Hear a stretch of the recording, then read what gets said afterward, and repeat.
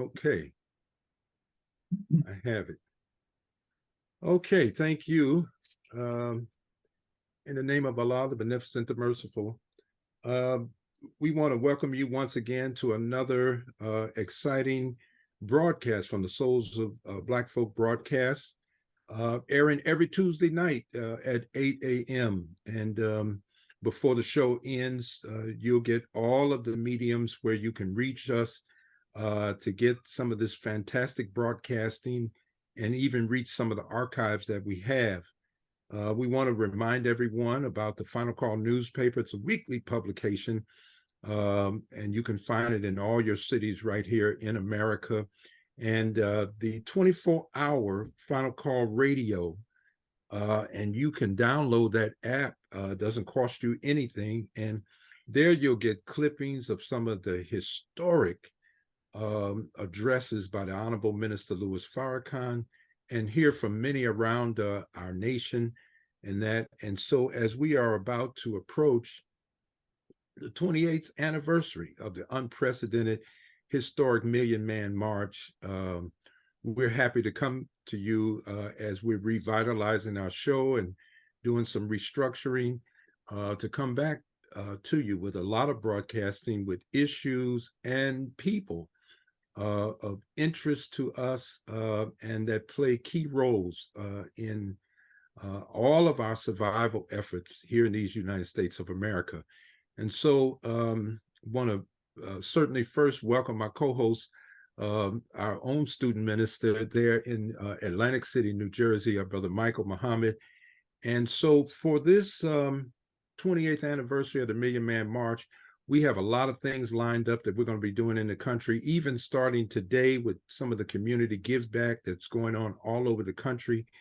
And we're going right on through to the Day of Atonement, where we are not focusing on many of the things that serve as distractions to our very survival, to give ourselves the kind of focus that we gave on that momentous day, Monday, October the 16th, 1995.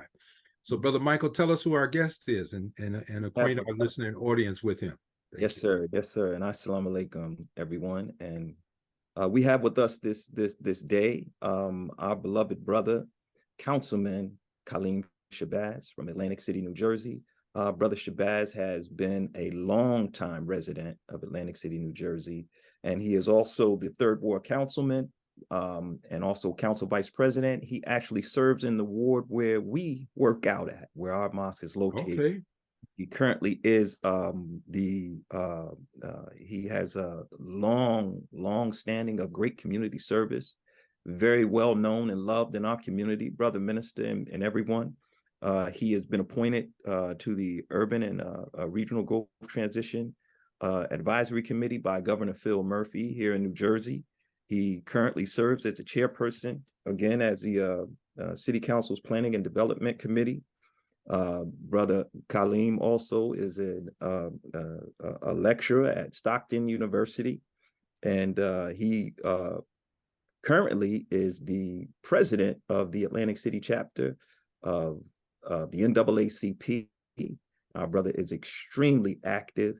He is also a member of Masjid Muhammad and also a longtime soldier and helper of the building of Muhammad Mosque number 10 under the Honorable Elijah Muhammad. So welcome, Brother Kaleem. Thank you for joining us. Welcome. Well, you know what, Michael, when you went through that thing, he just checks so many of the boxes of the things that the Honorable Minister Louis Farrakhan asked Black men to do when we returned from Washington. Get some spiritual grounding in a house, join an organization that's doing something for liberation of our people, and getting civically engaged. So welcome to the show, Councilman.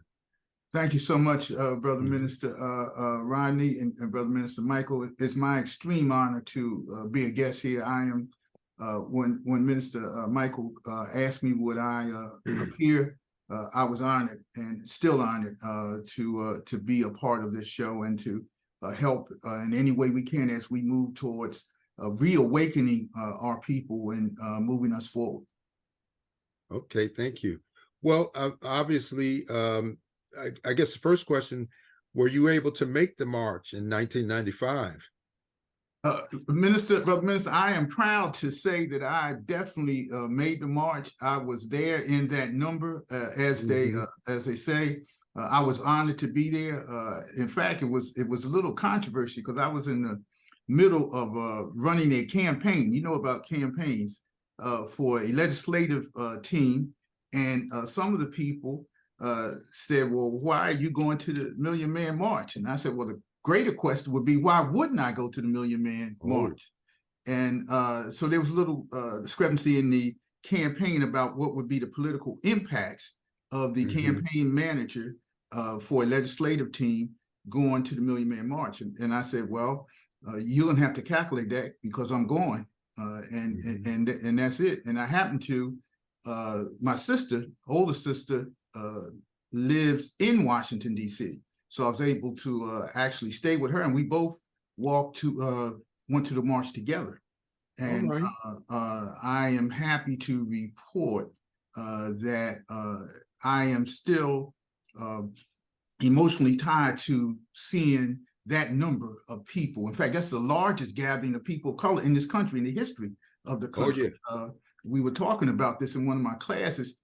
The Park Society, the Park Service estimated, I think, 400,000.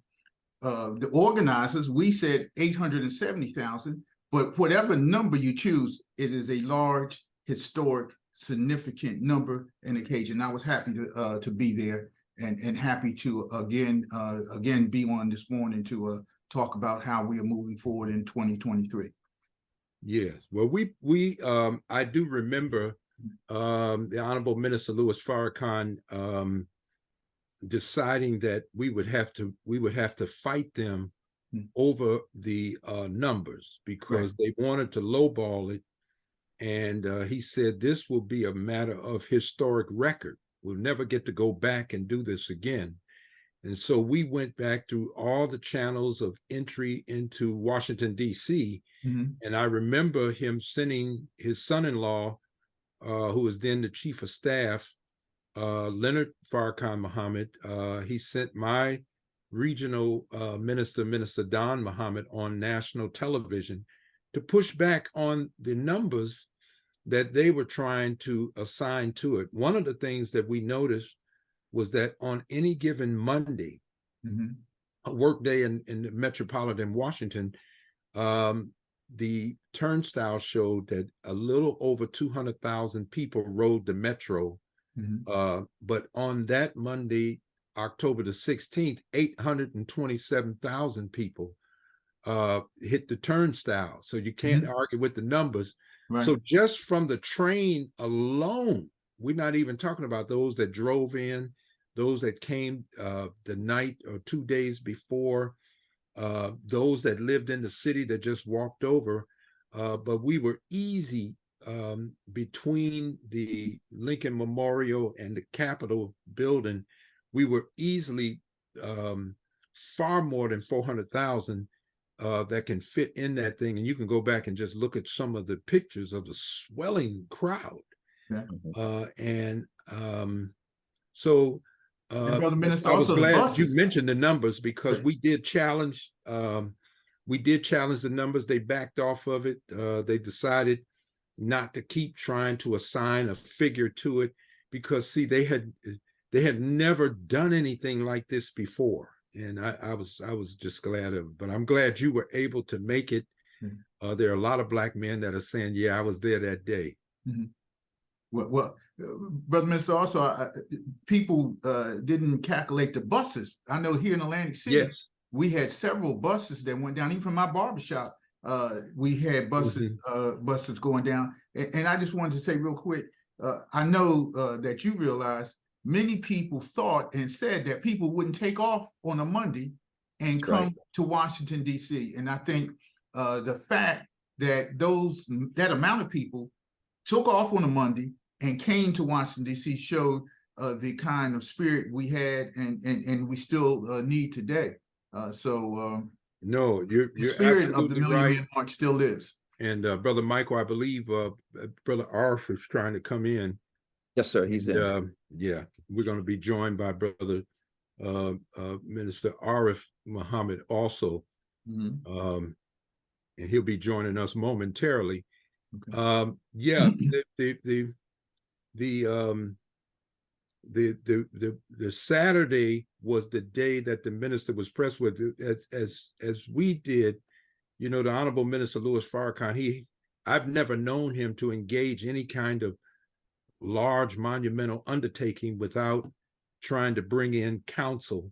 And of course, he turned to people who had done this before in the civil rights movement. And they told him, well, Farrakhan, you know, if you're trying not to do this on a Saturday, you're not going to get the numbers that you want. But, you know, we learned that he really wanted the date today. He wanted October the 7th, the birth anniversary of the Honorable Elijah Muhammad, but they could not give him that day. They said, but they could give him on a Monday, the 16th. And the 16th, the minister said, well, in numerology, the 1 and the 6 equals 7. So he still had a number to work with. And so it worked out, and we went on a Monday, another unprecedented thing, going on a weekday where people took off work, took away from attending school, and broke away from everything. And so, yeah, we were just very proud men on that day, especially those that worked hard. We're being joined now with, we're honored to have with us a longtime helper, the Honorable Minister Louis Farrakhan. He is the general counsel now for the Nation of Islam, but for years, not only had he made a run for Congress years ago, but for years he's been a student minister and helper to the Honorable Minister Louis Farrakhan.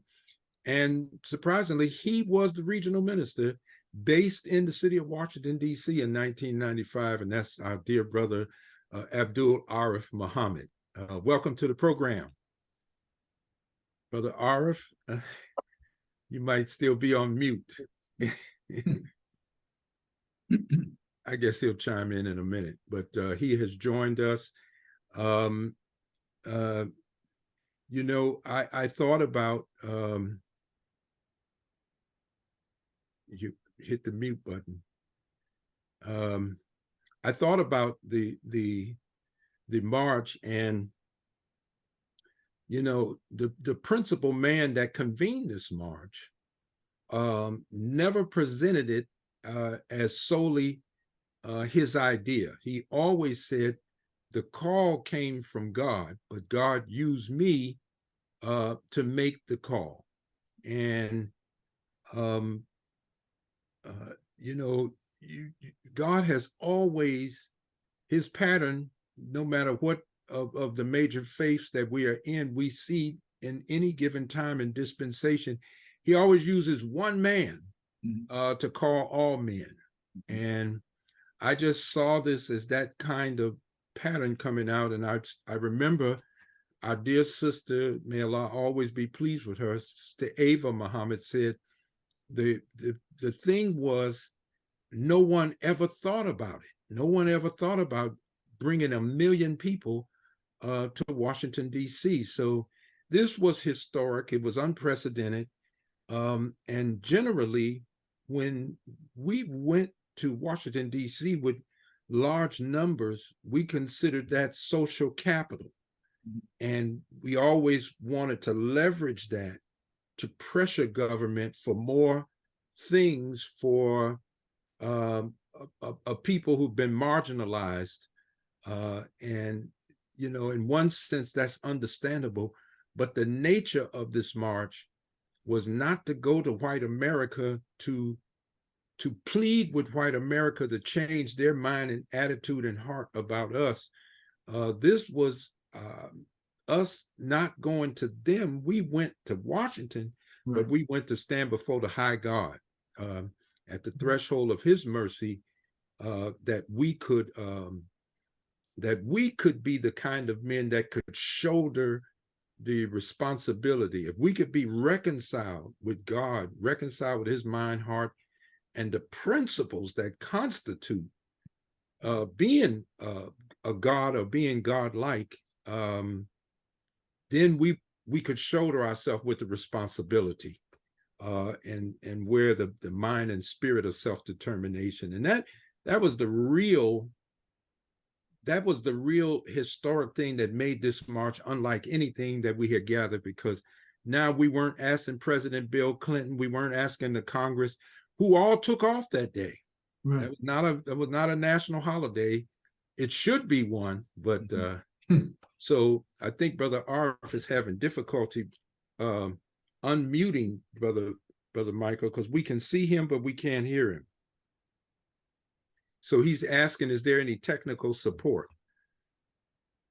It looked like he was on mute. He's unmuted on our end. I'm going to. He's muted on his end or ours? He's muted on his end. On his end?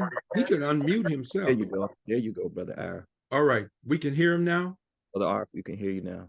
Assalamu alaikum. Wa alaikum salam, Brother Arif. Oh man, we're just honored. Allah. Yes, sir.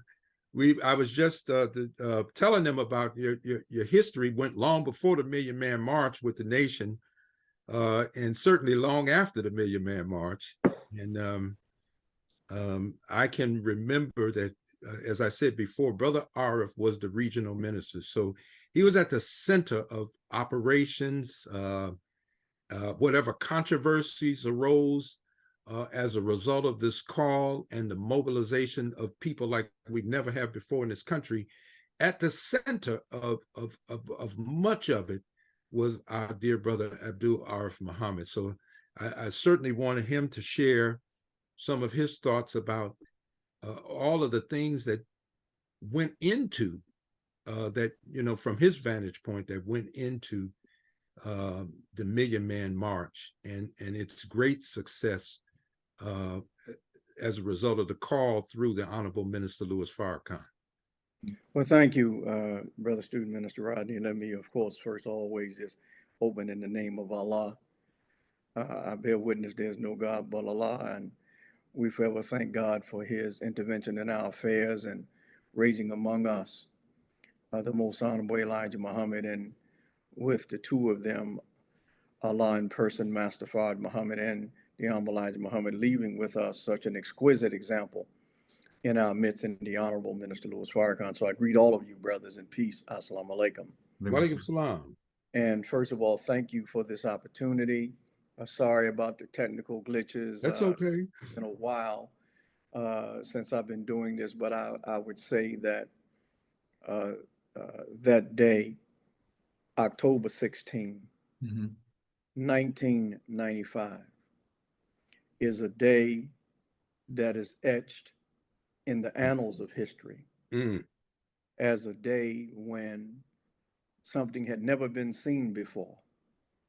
1 million, nearly 2 million, we should say, Black men, God, through the Honorable Minister Louis Farrakhan, called for 1 million, and nearly 2 million showed up that day. But never before in the history of America had there been seen a demonstration of that magnitude, and one also that was so peaceful, and the spirit of the brothers and the sisters who were there was one of peace. The Honorable Minister Louis Farrakhan called it a glimpse of heaven. Yes, he did. Because all strata of our people, you name any ideology, you name any group or organization, you name all of the sectors, political, social, economic, nationalist, religious, all of the different sectors of our community were touched by his call for us to come to that mall in surrender to God, and for all of us to atone to God for our failures as men and as husbands and as fathers, and to come together and seek God's forgiveness, and then be about the work of rebuilding our community and So that day, no work, no school, no play. That day, the president left Washington, D.C., who was Clinton at the time, President Yeah. Clinton, and he spoke from another location because the enemy was deeply concerned of the presence of all of these men, not knowing God's hand would be on them. So the enemy was concerned. Of course, Washington, D.C. that day was also shut down, but we're thankful to the great mayor, and may God forever be pleased with him, Mayor Marion Barry, Mm-hmm. who literally opened up the entire city to us in Washington, D.C., and turned literally his entire administration into an organizing group that aided us and facilitated us in all of the meetings with the federal sector of government and all of the elements. And I can tell you, I know we don't not have time on this show today, but the elements and the factors and the things that needed to be done when you're putting on an event of that size. Mhm. I mean, it was phenomenal. Mm-hmm. So on that day, we presented ourselves to God and heard from almost every Black person in leadership of some strata that day. And I was struck, Brother Minister Rodney and brothers, Mm-hmm. that on that day, remembering that the Honorable Minister Louis Farrakhan, though he worked tirelessly more than anyone, he traveled this country Mhm. to build the unity among our brothers, letting them Mm-hmm. know that we weren't paying their way, they had to pay their own way. Mhm. And also that not to bring any weapons. This was not going to be that kind of an event. It was going to be an event where we are presenting ourselves to God, seeking his forgiveness. Mm-hmm. But on that day, what struck me most as I sat there the entire day from the break of dawn when Fajr prayer was said, Wow. that he allowed the Honorable Minister Louis Farrakhan, every person who wanted to speak, he allowed them that platform from which to speak and did not give them any time limits.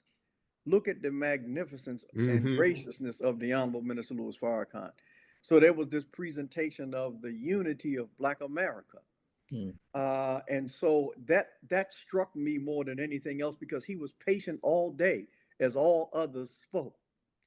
And I'm reminiscent, Brother Rodney, as we study the scripture, this truly to me was a reflection Mm-hmm. of what is written in scripture of Jesus when they said he rode into Jerusalem Mm-hmm.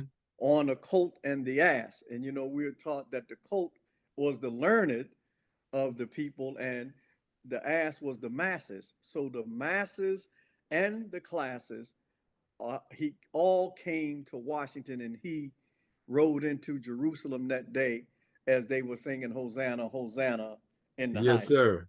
And All like you said, praises to he Allah. told them untie them because we That's were all right. tied up. That's right. All of America's distractions. That's right. Those are some of the initial reflections, and Yes, sir.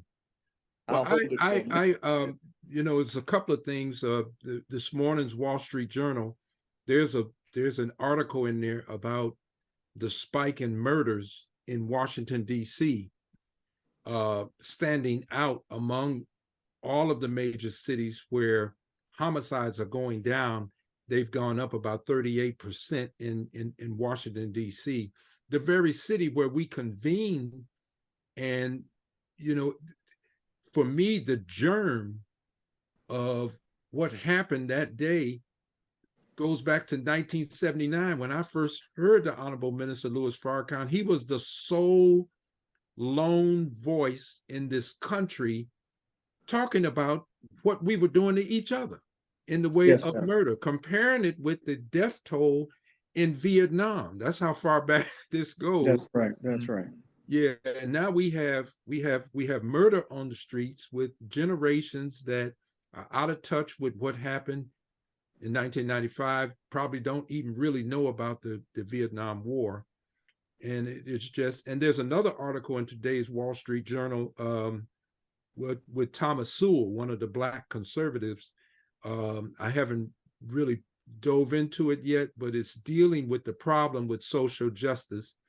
And I'm sure he has some critique about the trajectory of the civil rights struggle. And, you know, I think some of the voices that have never been enlisted, and they had this was a golden opportunity for Black conservatives to get in on the discussion, so that when we hold conferences in this country, they're not lopsided, where we're only listening to a liberal said point of view. And I know the Honorable Minister Louis Farrakhan has trained us not to be afraid of other views, even if they're opposing views, have the strength to listen and to get the contrast and things like that. So I just thought I'd bring those up.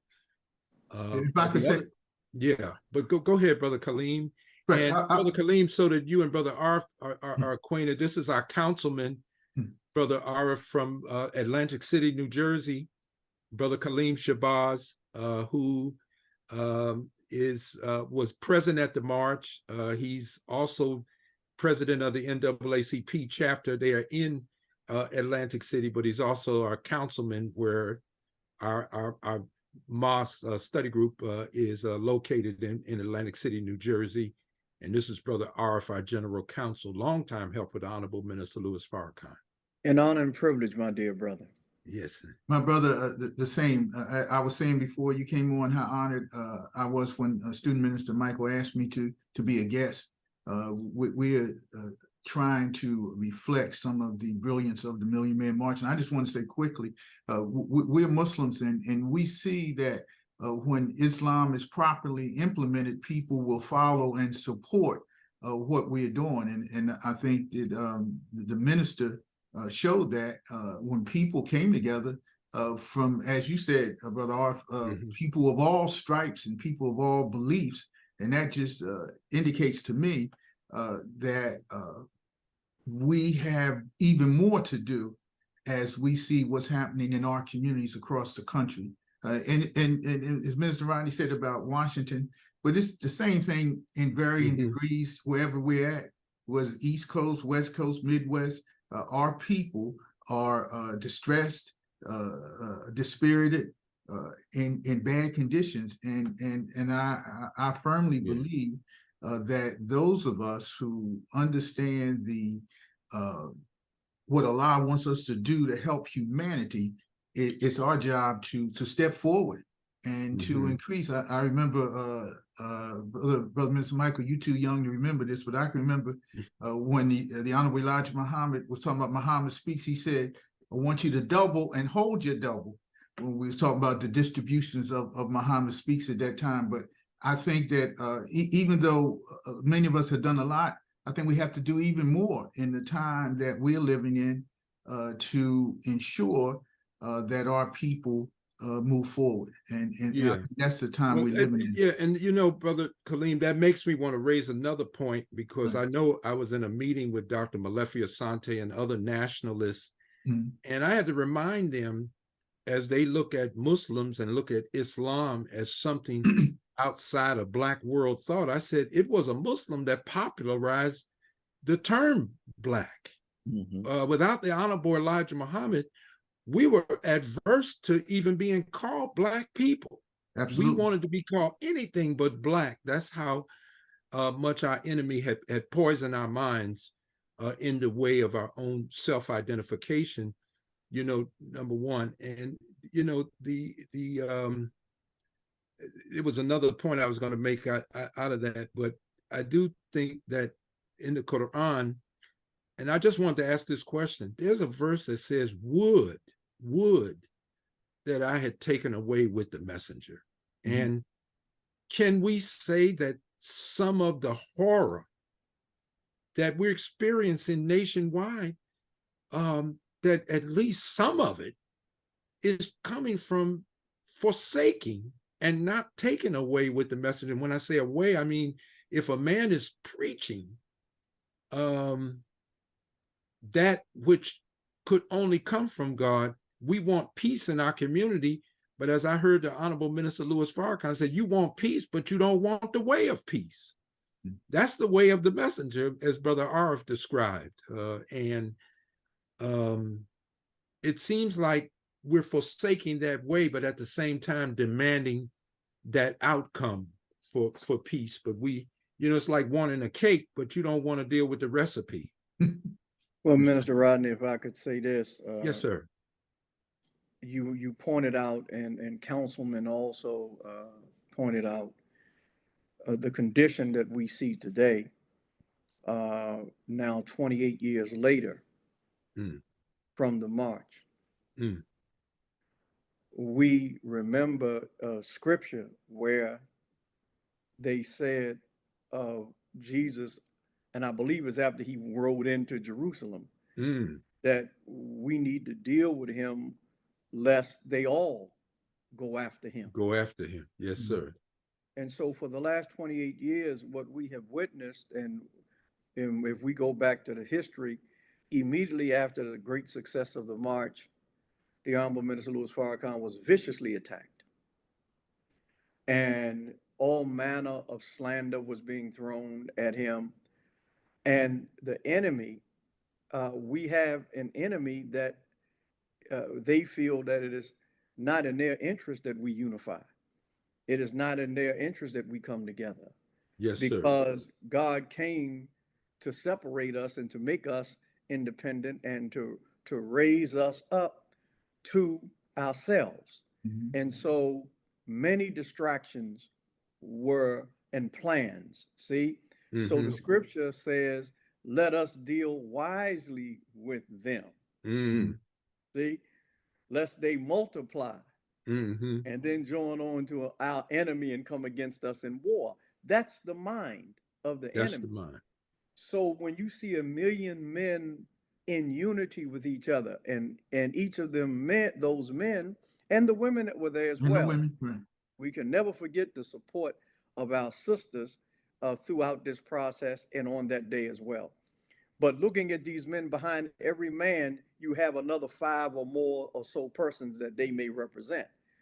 And so to see that the Black nation really coming together and knowing that if such were to occur, then we would, by God's grace, be able to take our rightful place as an independent people, and would have to be dealt with in that respectful manner. According to that, we cannot allow this. It's been the denial objective of the government concerning us for many years, and we know it best through Mr. Hoover's J. Edgar Hoover intelligence program to disrupt, neutralize, and destroy Black leaders and organizations. So what we have to factor in is that from the march, the enemy set afoot to neutralize, disrupt, and interfere with the unity that had begun. And so when we look at it, we have to look at it from that prism as well. But as Councilman said, we now have a chance. We always have a chance to try, with God's help, to raise this again and to come back. The beautiful thing about God is he allows you an opportunity to repent. Yes, sir. And to return. So as we are reflecting on this 28th year anniversary of that march, the call for us as we reinvigorate ourselves, renew ourselves, and say, let's breathe in and let's go at it again. So if we did it before, it can be done again with the help of God. With the help of God. Well, Minister, if I could also do a quick commercial for those who are in the area on Monday, October the 30th, which is the birthday of the Honorable Imam W.D. Muhammad, the son of Elijah Muhammad, the Honorable Elijah Muhammad. Here in Atlantic City at 12 noon, we're going to have a street naming for Imam W.D. Muhammad, and we invite all people of goodwill to join us October 30th, 12 noon in Atlantic City, Madison and Massachusetts Avenue. Minister Rodney, you will appreciate this, where we're going to have the street dedicated to the Honorable Imam W.D. Muhammad is less than 50 feet from where temple number 10 used to be. Temple number 10 was at 419 Madison Avenue, and we're having this dedication of the street on Madison and Massachusetts Avenue. So, and I just want to take a hat off to my colleague, Councilman Aaron Sporty Randolph. It's his district. He happens to be a Christian brother, but he is supportive of everything that we do in helping our people, and also our mayor, who's supportive of that. So that's going to be Monday, October 30th, 12 noon. We invite everybody to come there. And after that, we're going to have a halal meal at Masjid Muhammad, which is 2018 Atlantic Avenue. We're going to feed people for free there. So I just wanted to say that we have to recognize and uplift the people who have supported us, the Honorable Elijah Muhammad, Honorable Imam W.D. Muhammad, Minister Louis Farrakhan, and the people who we designate as our leaders and heroes and people who we want to support. And I just want to say, and I know we all feel this, that as we see some leaders who want to erase the history of our people and say it shouldn't be taught, and want to speak out against wokeism, their term, that we have to get really to our people and let people know what has happened, what can happen, and what we can do again. So I just wanted to say that. Invite everybody who is convenient for, come down to Atlantic City, be with us as we unveil the street name, and then eat with us if you can on October 30th. Thank you. Now, thank you. Yeah, thank you. You know, one of the things, Henry Louis Gates, they've been airing again on public broadcast television, that historical documentary, The Black Church. Black Church. Of course, it starts with the early slaves being brought here, proving that that initially there were Muslims that were brought here, and Absolutely. They even showed some of the early Black churches that were built where the Arabic writing was still carved in the wood, and they left it there. Yes, sir. But they weren't able to practice Islam, and so out of being compelled to reach for something, since we're taught that it's in the nature of man to bow to something, he's going to bow to something. You know, we ended up forming what became known as the Black Church. And of course, in that whole two-part documentary, when they get to the Honorable Elijah Muhammad, they said this is when a great reverse came. And in religion, we stopped making ourselves the problem. And they said when the Honorable Elijah Muhammad came on the scene, he reversed it and said, Black people aren't the problem, white people are the problem. I mean, in the long and short of it, it was a major paradigm shift in the way we thought about faith and everything. But I wanted to read something because 1995 was the Million Man March. By 1997, Women Inspired in Philadelphia had the Million Women March. That's right. Right after that, there was the Million Youth March in two places, in the South and one in New York City. But then by the year 2000, the Honorable Minister Louis Farrakhan reconvened us in Washington for the Million Family March. And this time he wanted a document that we could use to work from with a broader coalition of people beyond just the registered membership of the Nation of Islam. And so the national agenda was put together, said by somewhat the input of many organizations. But he also did something else. He convened something within the Nation of Islam. I just wanted to read something because this started one of our early sessions. Master Fard Muhammad's gift as a social reformer, missionary, and modernist was due in part to his ability to read correctly the spiritual, racial, and political discourses of Black and white Americans, Muslim immigrants in America, and the Muslim world. And that's important for us because if you can't read these correctly, you get mixed up and be walking in a way that does not satisfy your current reality. Exactly. And you'll have a Quran in your hand still with the inability to address the concerns that are before you because of the understanding that you're working from. And so I just think that this historic day is we're about to get into the 28th anniversary of it, and we want to revisit it because Kwanzaa was made given national recognition. I have to even say reparations now has national recognition, and certainly the Day of Atonement, the anniversary of the Million Man March, it deserves that kind of national recognition, especially to a people who are the main participants in causing themselves the kind of daily pain that's visited upon our members throughout the cities of America.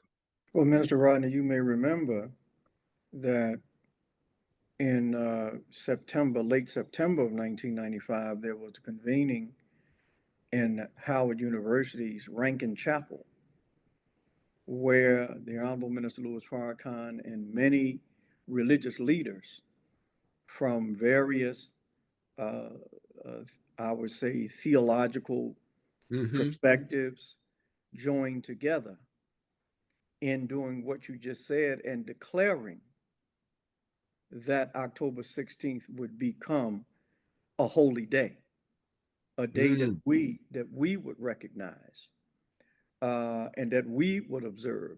And so we have to be the first ones to continue to remind ourselves and to be Yes, sir.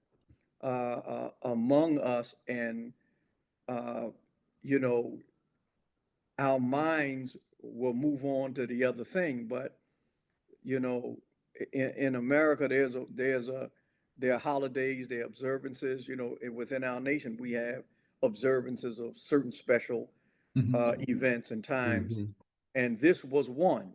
And so it was declared to be a holy day that we would fast and pray, no work, no school. We would get together and settle our differences. We would atone family members. We would work with our community in the way of conflict resolution. And so we're back here at that now. And so that's why, I mean, we have to pick up that banner again and reestablish these principles that showed us what a great day could be.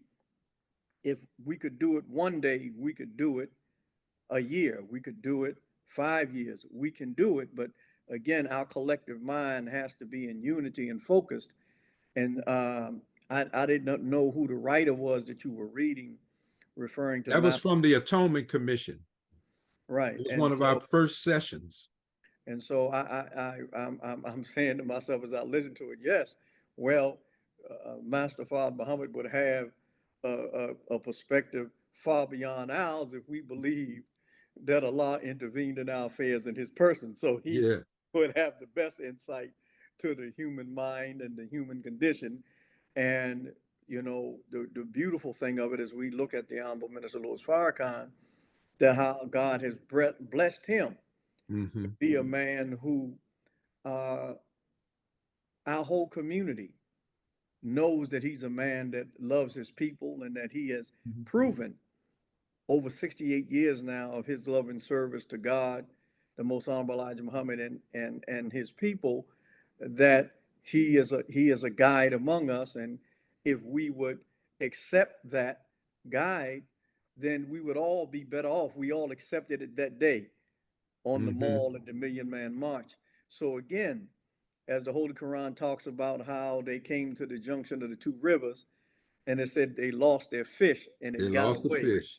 But then when they turned around the morning for their morning meal and said, what happened to the fish? And they said, oh, it got away and went back into the sea, and none but the devil made us forget. And then they said, so they had to go back, retracing their footsteps. Their footsteps. And so this is what we're doing. It's important to retrace our footsteps to know how this came about, the things that were involved. And really, we're still able to create and re-energize on those principles once again. Yes, sir. Well, that's well said, and I think that if something works and you lose what worked, you need to retrace your steps and go back That's right. to a thing that works. So, you know, I saw where they're going to have the Nubian, the Black Summit, and according to the Final Call newspaper, the Honorable Minister Louis Farrakhan may be providing again the closing remarks because it's a virtual convention. But you know, there are people that are obviously still engaged with trying to bring about the kind of repair for Black America. I just keep raising the point: are we operating like a people that forgot that fish? Mm-hmm. And saying, you know, we're trying to move on and we're struggling like on a hamster wheel, where we got motion but not progress in too many areas of the Black world. And it made me think about when you said, if we don't stop him now, the whole world will go after him. Well, sometimes when you think in a domesticated framework of mind, you don't think about international affairs, but the Spirit led the minister to go on a world friendship tour. And we found out that everywhere he went, they said, we saw the Million Man March. And so we ended up, friends were made for him all over the world. And he made those friends for us, if we see it rightly. That's correct. Yeah. And so it's this work, you know, it has a scope, and it takes me back to I think it was 1986 in September, when he talked about the self-improvement. He said that this would be a launching pad for a worldwide movement. And I mean, we were just sitting in study group circles at the time that was said. But man, this thing has gone global for sure. And I just wanted to say, Brother Arif, you brought up how they fight tooth and nail to keep us from the successes, as Brother Kaleem was talking about, honoring Imam Wafdeen Muhammad and doing, you know, we're not coasting into events to celebrate victories and people who have fought for our betterment without somebody fighting tooth and nail to make us fail. That's right. And so one of the things that materialized in the Nation of Islam, I noticed after the Million Man March, was a research team materialized. And what you all have been able to do, in which case Brother Arf serves on that, you all have been able to make real what sometimes people speculate. You know, they trying to stop us. They're trying to do this. And people say, you know, you all keep talking about they, who? Well, the research team has showed us who. If we would read the things that you all have compiled over the years, it has made real these claims that, as the minister said, if you put a seed in the ground where nothing was growing, when you wait for what you planted to come out, something comes up that you didn't plant, those weeds. And he said, that's to teach us in this universe, everything got an enemy. And and so I am happy that research team, I can draw from something, because it makes real. We can start putting, instead of using pronouns like they and that, we can give you some names now. We can give you some proper nouns and tell you exactly who's doing this, only because of that kind of research. Well, we have to thank again the Honorable Minister Louis Farrakhan, who called into existence, and we'll never forget what he said to us, which is, you know, first is always the word of God. And yes, sir. But then we also have to do the research to show that which bears witness. So you're right, bringing up facts and history. And as the Honorable Elijah Muhammad said, history is most attractive of all of our studies. History is most attractive to reward our research. And so to actually know and to be able to have, as we would say, actual facts Yes, sir. on Actual facts. what has occurred strengthens you as you do the battle in the spiritual war that we're engaged in. And I do think, Student Minister Rodney, you pointed out something I don't want us to forget, which is the trajectory of where the march led us. And you're right, 1995, the Million Man March. And then 2000, it was the Million Family March. Right. Right.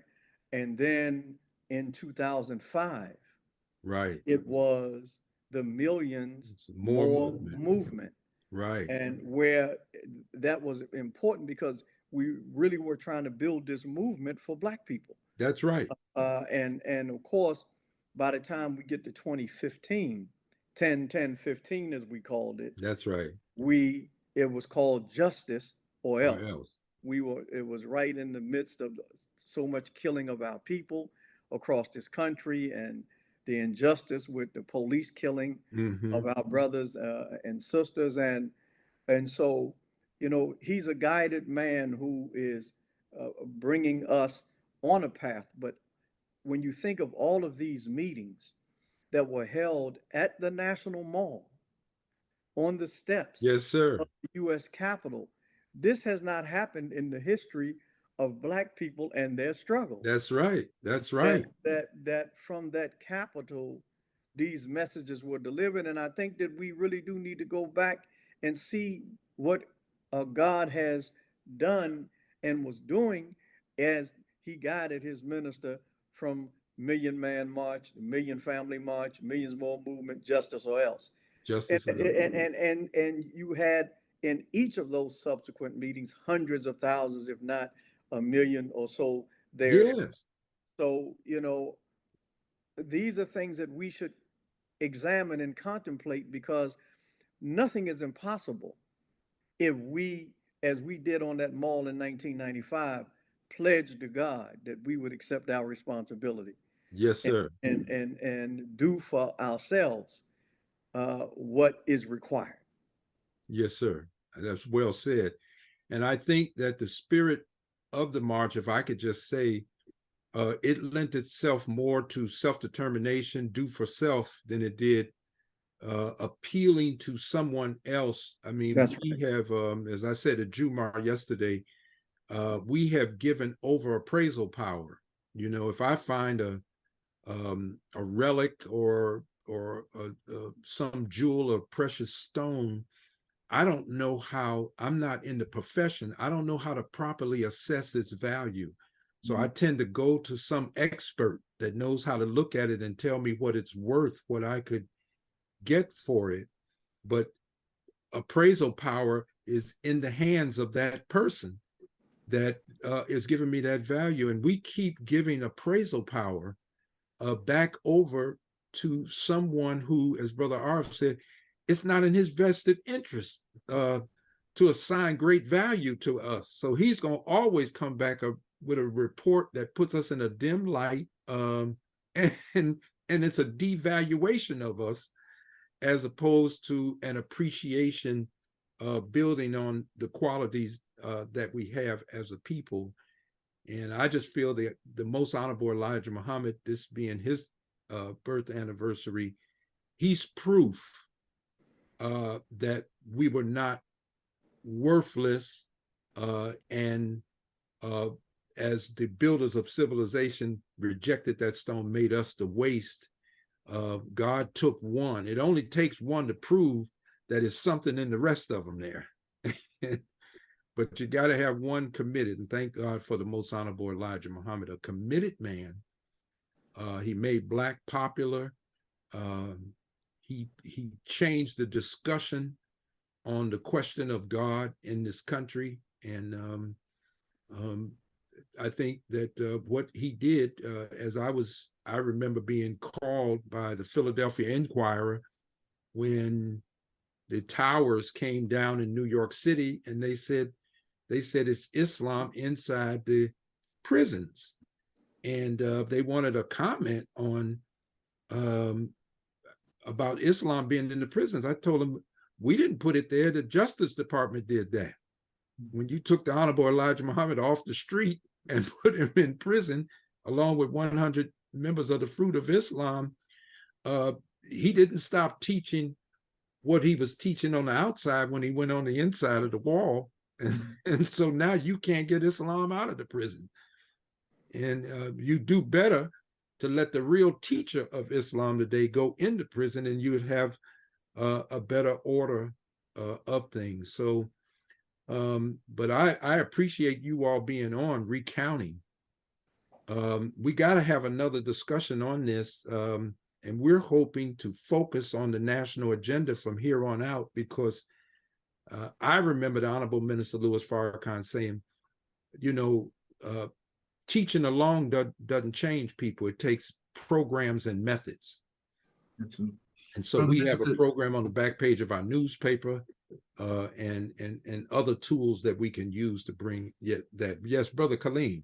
Yeah, I just want to say, Brother Minister Rodney, Brother Minister Michael, and Brother Arif, I am extremely optimistic that we can unify our people. I think for a couple of reasons. I think, I know that Islam is the spark that is going to help bring us together. In addition to that, I know that the conditions, the pushback that we are receiving because of the progress that we made is going to bring us together. And I believe that, especially in this month of October, I don't know about y'all, but I think the month of October has a lot of significance, spiritual significance, theological significance for us.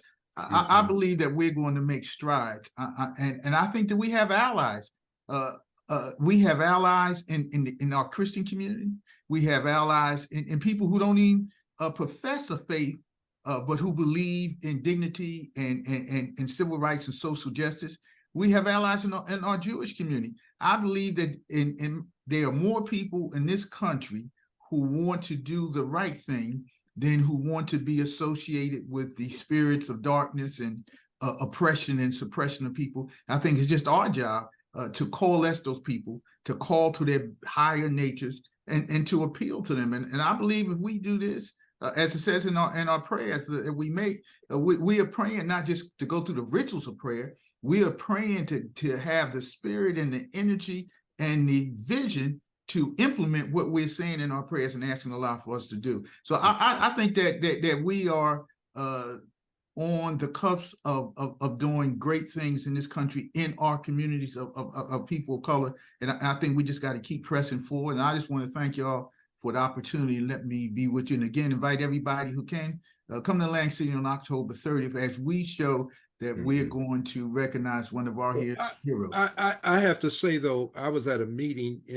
at City Hall years ago with Imam Watertheen Muhammad. I remember you. And after I spoke, he came up and said, my father taught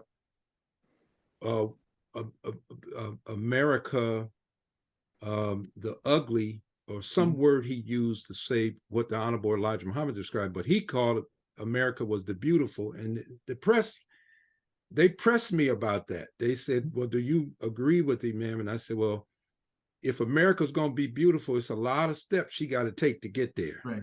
Because if she's doing what she's doing right now, I cannot go on record saying America the beautiful. And I'll say this, what I heard from the Honorable Minister Louis Farrakhan the last time I was in Chicago, he said, what we're about to go through, when we get through it, we're all going to be friends. Right. So, so just from what he said there, I can take some of what you said, but I do think that we, you know, even as Dr. King took great caution, he came to Chicago, and he took an apartment on the West Side. And a lot of people don't remember Dr. King moved his entire family on the West Side. I remember that, absolutely. And he recounted that in 30 days, he saw an ugly change in his children living under those conditions on the West Side of Chicago. Right. And so he called for rent strikes. And when he called for rent strikes, unfortunately, the Jewish community came out, some of their organizations calling him an anti-Semite. But Dr. King wrote that the Negro, as he described us then, the so-called Negro, can expect the well-meaning Jew to be on their side when these bad elements among their own people choose to take a position against us. And I think that's one of the unfortunate realities. You mentioned we got allies in the Jewish community. If we do, they're only allies as long as their folks don't call them to circle their wagons.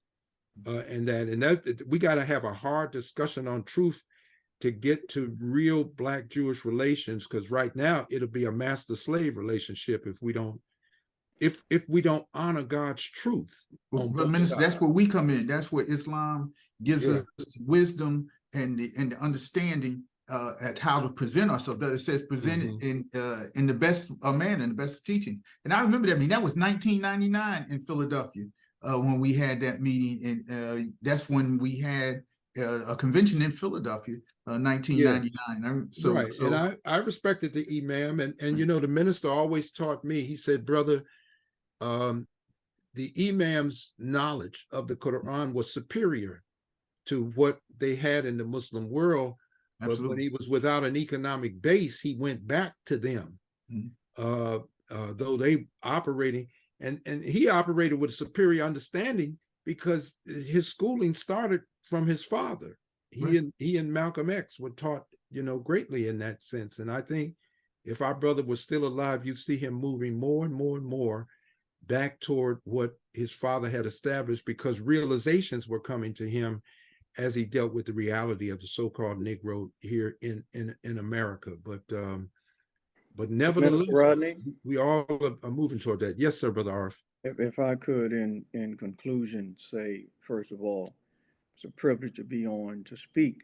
Yes, sir. On the reflections of October 16th, 1995, and all of the other marches that came.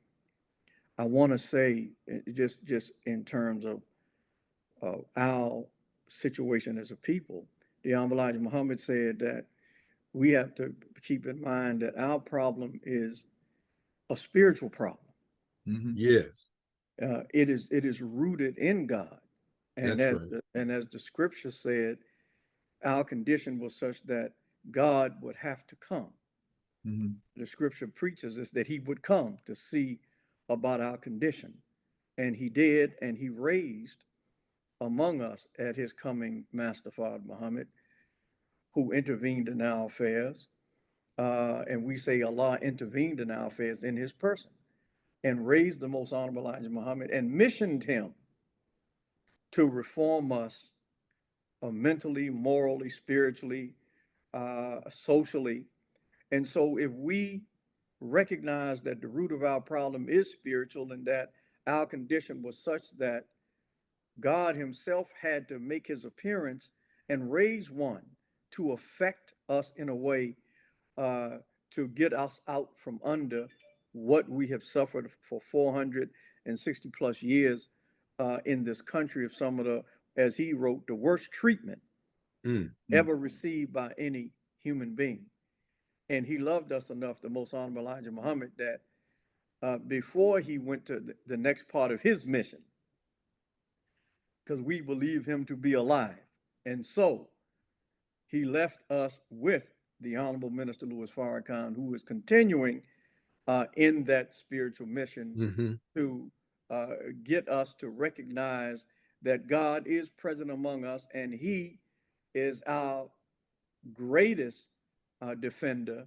And as we're taught that Allah God would fight our battles if we submit to him. And so as we reflect on what the message of the march was, which was to atone to God, stand before God and atone to him for our failures.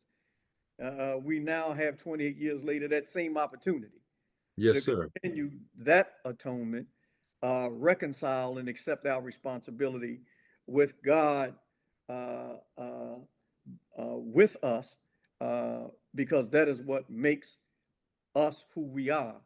And as long as we keep that center, whatever we do socially, politically, economically, all of it's tied to that. And those who would be allies then they will manifest. They will. But so many have shown that they are not allies. And so we're also living in the time of judgment. As you heard the Honorable Minister Louis Farrakhan say, the war of Armageddon has begun, Savior's Day. So we're in that hour. So we keep our mind focused on God and self and submit to do his will, which is to benefit our rise. Then God, I believe, will bless us to come through this, and those that are allies will be blessed to succeed as well. I appreciate that, and you're absolutely right. I mean, a large part of what made the violin concerts the success that they were, some Jewish parties working very close with the Honorable Minister Louis Farrakhan, which he shared, and which is a part of the history. It beats back the false arguments of his hatred for any people, just based on who they are. So I thank you for that. And so, we're going to close on that: atonement, reconciliation, responsibility. And those are just key words for us to shoulder ourselves with a mind and spirit of self-determination. We want to thank our guest, Councilman Kaleem Shabazz, and our General Counsel for the Nation of Islam and Student Minister Abdul Arif Muhammad, longtime helper to the Honorable Minister Louis Farrakhan, right at the center of all the events of that historic day, October 16th, 1995. And we're celebrating again this month, the 28th anniversary of the Million Man March. So thank you all. Let's keep up the good fight. God bless you. Yes, sir. Assalamu alaikum, my brothers. Walaikum salam. Walaikum salam.